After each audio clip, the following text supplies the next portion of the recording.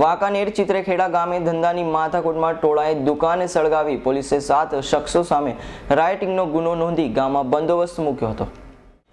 Police સૂત્રોમાંથી મળતી માહિતી મુજબ વાંકાનેર તાલુકાના ચિત્રેખેડા ગામમાં મારામારી જેવા બનાવોને લીધે અતિ સંવેદનશીલ ગણવામાં આવે છે।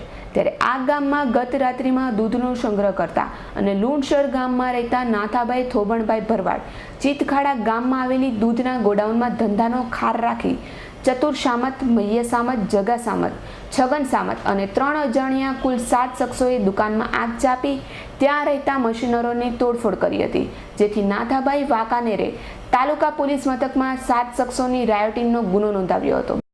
ચિત્રેખેડા ગામની અંદર આ નાથાભાઈ ભરવાડની જે દૂધનો ધંધો કરે છે, પોતાની ડેરી ચલાવતા હતા, જેનું સંચાલન કોળી જ્ઞાતિના 2 કરતા હતા।